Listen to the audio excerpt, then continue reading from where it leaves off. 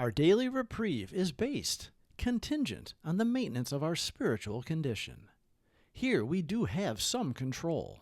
We can hit our knees and pray, ask for direction on how we can best serve Him and others.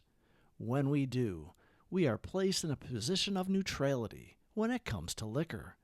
Recoil as if from a hot flame. We are not tempted. It does not matter to us. He removed it from us, and we happily follow directions. It is the easier, softer way of living. Our selfishness is replaced with selflessness. We're going to start with the Serenity Prayer, and then we'll go into the daily reflections. If you or someone you know are questioning yourselves about whether or not you're an alcoholic or whether they are an alcoholic or drug addict, reach out. We can help you. You don't have to do it alone. God, grant me the serenity to accept the things I cannot change, courage to change the things I can, and the wisdom to know the difference. Grant me patience with the struggles that take time, an appreciation for all that I have, tolerance of those with different struggles, and the strength to get up and try again, one day at a time.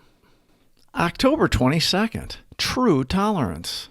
Finally, we begin to see that all people, including ourselves, are to some extent emotionally ill, as well as frequently wrong. And then we approach true tolerance and see what real love for our fellows actually means.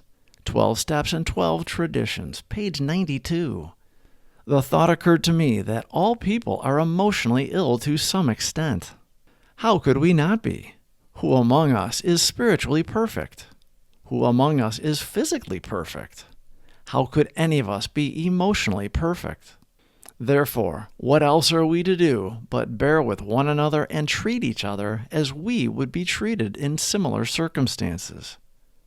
That is what love really is. We learned in our 4th and 5th steps that our resentments are our number one offender, that our perspective on what happened is rarely accurate. Our self-centeredness always made us the victim and the hero in our story. Under more careful, honest consideration, we see that we stepped on the toes of our fellows and they retaliate.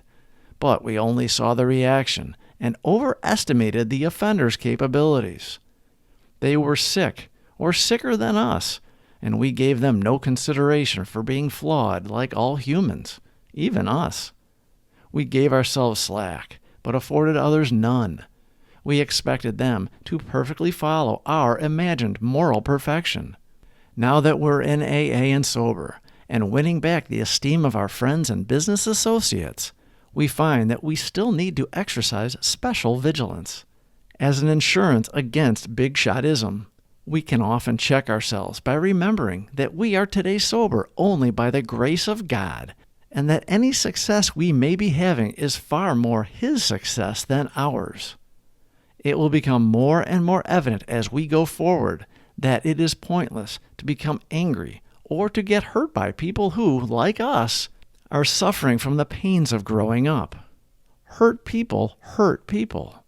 Realizing we were sick, and presently may be, we find comfort in knowing we are not alone, and we find the strength in trying to be useful to our community of ill brothers and sisters. In and out of the rooms, we grow in understanding and compassion for those in our community. When others treat us poorly, we love them back with kindness, and we get satisfaction in not escalating the anger, and we grow by seeing the good in everyone, even the worst of us. We are humble. We are right-sized. We know we are not better and no worse than anyone. On any given day, we may be the antagonist in the story. But for the grace of God go I has much meaning for us today.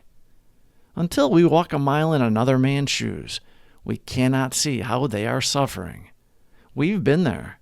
We've been the irrational and felt justified. And today we can see clearly we are never going to be perfect. So we have empathy for them and ourselves. Love is understanding and accepting all for who they are, and believe we are all on the planet to be teachers for each other. October 22nd, true tolerance. Finally, we begin to see that all people, including ourselves, are to some extent emotionally ill, as well as frequently wrong. And then we approach true tolerance and see what real love for our fellows actually means. 12 Steps and 12 Traditions, page 92. The thought occurred to me that all people are emotionally ill to some extent. How could we not be?